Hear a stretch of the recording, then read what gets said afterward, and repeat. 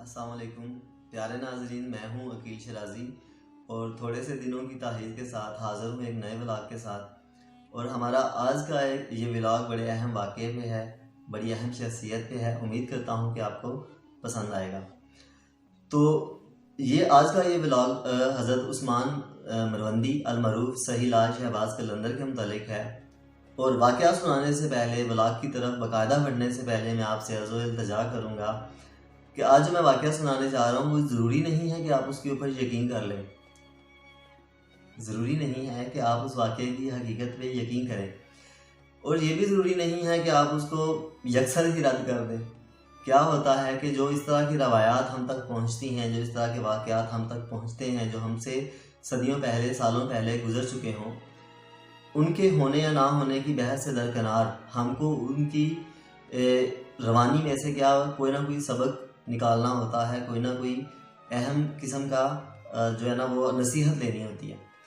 तो इस वाक़े से अगर आपको लगता है कि इसकी हकीकत को चैलेंज किया जा सकता है, तो इन सब बातों से कतई नज़र, कोई भी मजहबी बहस शुरू करने से कतई नज़र आप क्या कीजिएगा कि आप सिर्फ उस सबक को सुनिएगा, उस नसीहत को सुनिएगा कि जो मैंने उससे कशीद की, और मैं चाहता हूँ कि मेरे नाज़रीन तक वो बात पहुँचे।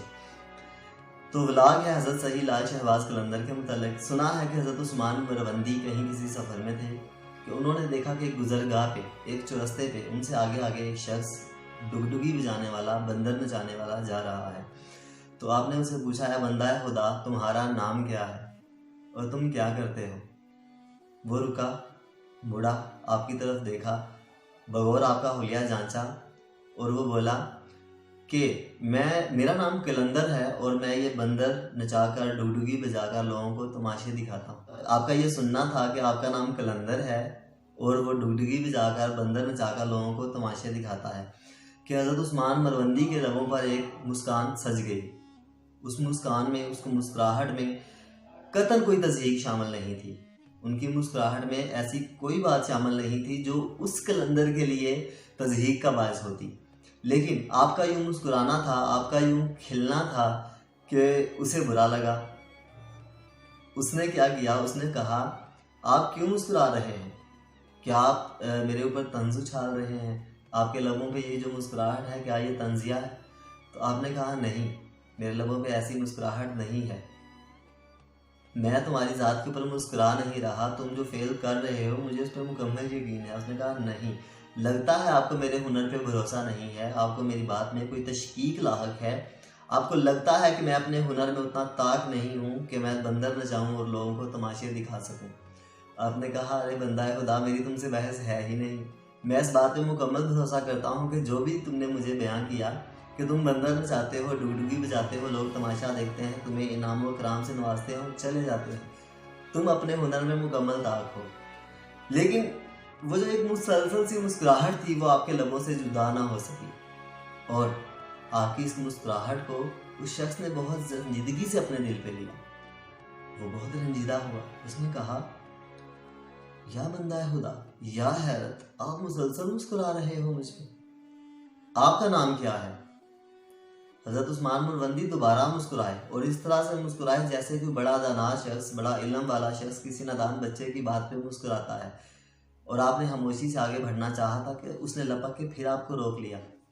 उसने कहा, आप यूँ नहीं जा सकते, मेरी ज़ात के ऊपर हंस कर आप यूँ नहीं जा सकते। आप बताइए कि आपका नाम क्या है और आप क्या करते हैं?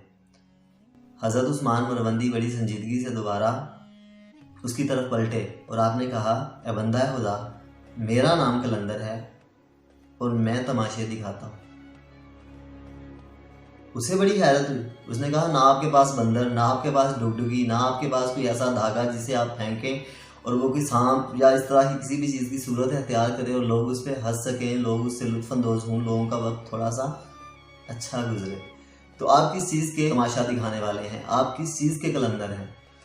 तो आपने कहा, ना छेड़ो, जो कुछ हम दिखा सकते हैं वो तुम चाहोगे तो नहीं दिखा सकते।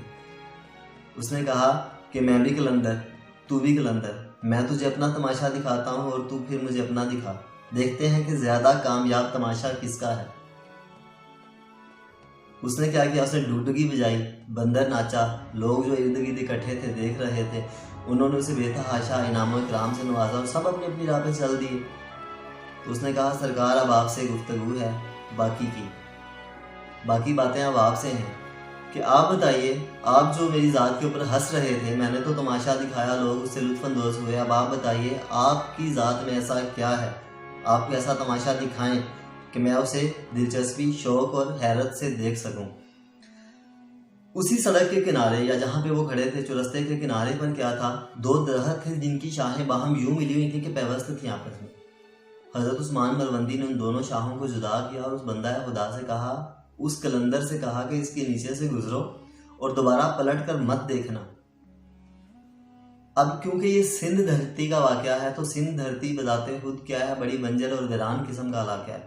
وہاں پہ ٹھنڈے میٹھے چشمے، جنگلوں والا منظر بہت کم ہے۔ تو کیا ہوا، جو ہی وہ شخص، وہ قلندر نام کا، ان ٹہنیوں کے نیچے سے گزرا، درختوں کی 2 شاخوں کے نیچے سے گزرا، تو اس نے کیا دیکھا کہ منظر ہی بدل گیا ہے۔ یکا یک مبتلائے حیرت ہوا، اور وہ کیوں؟ اس نے دیکھا کہ غیر آبادی سے وہ جس جگہ پہ داخل ہوا ہے وہاں پہ کیا ہے، گھنا جنگل ہے، ندیاں ہیں، آبشاریں ہیں، اور ہرے بھرے جنگلات کے درمیان وہ آگے ہی آگے بڑھتا چلا جا رہا ہے۔ مڑ کے دیکھا تو کچھ بھی نہیں تھا، وہ تاحد نگاہ صرف اور صرف وہ جنگل ہی تھا۔ بڑا گھبرایا، یہ میرے ساتھ کیا ماجرا ہو رہا ہے؟ اتنی دیر میں کیا دیکھتا ہے کہ سامنے سے ایک لشکر چلا آ رہا ہے، گھڑ سوار ہیں، اور ان کا ایک سپہ سالار ہے جو تیزی سے اس کی طرف آتا ہے۔ سپہ سالاری سے آ کہتا ہے، بادشاہ سلامت، حضور پاک آپ کدھر تھے؟ جناب ہم آپ کو ڈھونڈتے دیکھیں تو ہمارے پاؤں میں چھالے بھی پڑ گئے، ملکہ سلامت ہم سے بہت خفا ہیں کہ اتنے دنوں سے آپ جنگل میں لاپتہ ہیں اور ہم آپ کو ڈھونڈنے سے یکسر قاصر تھے، آپ فٹافٹ محل چلیے، ملکہ سلامت کو تسلی ہو۔ تو قصہ مختصر یہ کہ ان کو لے کر، اس قلندر کو لے کر وہ محل میں پہنچے۔ جو ہی وہ محل میں پہنچے، ملکہ نے نہیں سوال کیا کہ یہ شخص کون ہے، فٹافٹ آئی، بھاگی، اسے گلے لگایا اور کہا، بادشاہ سلامت آپ تو یوں ہی خفا ہو گئے ایک چھوٹی سی بات پہ، میں نے تو فقط بات کی تھی، آپ نے برا مان لیا اور آپ گھر سے ناراض ہو کے چلے گئے۔ دیکھیں تو جو ہماری بادشاہت ہے وہ آپ کے بنا ویران ہے، آئندہ کبھی یوں نہ کیجیے گا کہ کسی بھی چھوٹی سی بات پہ خفا ہو کے آپ ہم سے دور نہ ہوئیے گا۔ تو کیا ہوا، بادشاہ سلامت کا ادھر دل لگ گیا، سال نہیں سالوں گزرے، عرصہ گزرا، مدت گزری، اس کے بچے ہوئے، بچے پلے بڑے، جوان ہوئے، ان کی شادیاں ہوئیں۔ وقت آیا کہ بادشاہ سلامت خود بہت بیمار، کمزور اور لاغر ہو گئے، اور ایک وقت ایسا آیا کہ ان کو اپنے بڑے بیٹے کے سر کے اوپر پگڑی باندھنا پڑی، کس چیز کی، بادشاہت کی۔ جب ساری بادشاہت اپنے بڑے بیٹے کے حوالے کر کے بسترے مرگ پر پڑ گیا تو ایک دن اسے یوں ہی خیال آیا کہ کیوں نہ دوبارہ شکار کے لیے چلا جائے، دل بہل جائے، اور لشکر تیار ہوا، شکار کے لیے نکلا۔ جب شکار کرنے کے لیے جنگل میں پہنچا تو چلتے چلتے چلتے اچانک اسی جگہ پہ آن ٹھہرا کہ جہاں پہ وہ 2 شاخیں آپس میں ملی ہوئی تھی 2 درختوں کی۔ تو اس نے کیا کیا، اس نے سوچا کہ اب ساری عمر تو گزر گئی، کیوں نہ ذرا واپس پلٹا جائے، کیوں نہ دیکھا جائے کہ شاخوں سے اس پار کیا ہے۔ اب جیسے ہی اس نے وہ شاخیں اٹھائیں، واپس قدم رکھا، تو کیا دیکھتا ہے کہ اس کا وہ بندر، اس کی وہ ڈگڈگی اور اس کی وہ جو کچھ بھی اس کا ساز و سامان تھا وہ سڑک کے ایک سائڈ پہ پڑا ہے، اور اس حضرت عثمان مروندی وہاں پہ کھڑے اسی طرح سے مسکرا رہے ہیں جس مسکراہٹ سے وہ چڑ کر یہ سارا اس نے ہنگام کیا تھا۔ تو ہوا کیا، جیسے ہی وہ اگلی طرف نکلا، اس حضرت عثمان مروندی نے کہا، آؤ، خوش آمدید۔ اس نے کہا کہ یہ میں کس طرف آ گیا ہوں؟ انہوں نے کہا، اپنی دنیا کی حقیقت میں۔ فٹافٹ پلٹا، واپس بھاگا۔ کیا کیا اس نے، گھبرا گیا، اور جیسے ہی واپس پلٹا تو عثمان مروندی نے فٹافٹ اس کو پکڑ لیا، اس کو تھام لیا۔ اس نے کہا، کدھر جاتے ہو؟ اس نے کہا، ادھر میری بادشاہت، ادھر میری ملکہ، ادھر میرے بیٹے، ادھر میرا تخت و تاج، وہ سب کا سب تو ادھر رہ گیا۔ بڑی بے چینی سے، بڑے اضطراب سے، بڑا بے قرار ہو کر ایسے بھاگنے کی کوشش کی۔ تو آپ نے کہا، رکو، ٹھہرو، ارے بابا دم تو لو، وہ سب کچھ جو تم پیچھے چھوڑ کے آئے ہو، وہ سب کچھ جو تم دیکھ چکے ہو، وہ سب تو ایک تماشا تھا، اور میں ایک قلندر ہوں۔ میں نے تمہیں بتایا تھا کہ میں ایک قلندر ہوں اور میں تماشے دکھاتا ہوں۔ تو پیارے ناظرین، پیارے لوگوں، ہم سب اپنی زندگی میں جہاں کہیں بھی ہیں، ہم سب اپنے آس پاس جو کچھ بھی کر رہے ہیں، یقین کیجئے کہ وہ سب کا سب ایک تماشا ہے۔ कोशिश करें कि किसी भी कहानी में किसी भी देर के लिए, चाहे वो मुद्दत, चाहे वो दुरानिया, चाहे वो अरसा थोड़ा सा ही क्यों ना हो, अगर आप रुकें, अगर आप ठहरें तो ऐसा किरदार निभाएं कि आपके बाद आने वाले सदियों तक आपकी कहानी पढ़े और खूब दिल लगा के पढ़े, और जब भी वो उस कहानी को पढ़े वो यही पुकारें, वो यही कहें कि हमें अगर कोई किरदार निभाना है ज़िंदगी में तो इस किरदार जैसा, हमें अगर कोई ज़िंदगी जीनी है तो इसकी तरह से जीना है। क्या खूबसूरत ज़िंदगी जी इसने, क्या खूबसूरत किरदार निभाया इसने अपने हिस्से की कहानी में कि अमर हो गया। तो कोशिश करें जहाँ कहीं भी आप हैं, खुदा ने, कुदरत ने आपको जहाँ कहीं भी रखा है, उस जगह को, उस मुकाम को कमतर ना जाने, अपनी हैसियत को पहचानें, अपनी कदर करें, अपने होने की कदर करें, अपने मुकाम की कदर करें, अपनी कहानी की कदर करें। ऐसा कभी ना करें कि खुद को कमतर जानें, ऐसा कभी ना करें कि अपने किरदार को कमतर समझें, अपने आप को बहुत अहम जानिए। आप किसी भी कहानी में हो, आप मरकज़ी किरदार हो, आप आम नहीं हैं, आप बहुत खास हैं।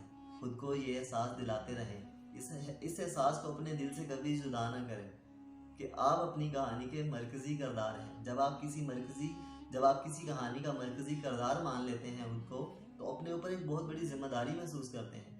आपको लगता है कि अगर मैं इस कहानी का मरकज़ी किरदार हूँ तो मेरा हर अमल, हर पहलू, हर गुफ्तगू अच्छी होनी चाहिए।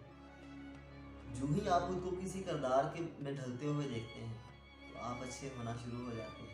अपनी ज़ात के ऊपर गौर करें, अपने आप को पहचानें, और कभी भी अपने आप को आम ना समझें। भई आप मरकज़ी किरदार हैं। इस कहानी को, इस वाक़ये को सुनाने का मकसद सिर्फ ये था, मैंने इससे एक लफ्ज़ कुशीद करना था, और वो ये था कि एक किरदार, एक कहानी और एक मरकज़। तो प्यारे लोगों, प्यारे नाज़रीन, हमेशा इस चीज़ पे गौर कीजिएगा, हमेशा इस बात पे गौर कीजिएगा कि आप कहीं भी हैं, किसी जगह भी हैं, आपने हमेशा एक खूबसूरत किरदार निभाना है। उम्मीद करता हूँ कि आपको व्लॉग पसंद आया होगा। अब मुझे ये कहने की ज़रूरत तो नहीं है शायद कि बराह करम मेरे चैनल को सब्सक्राइब कर दें और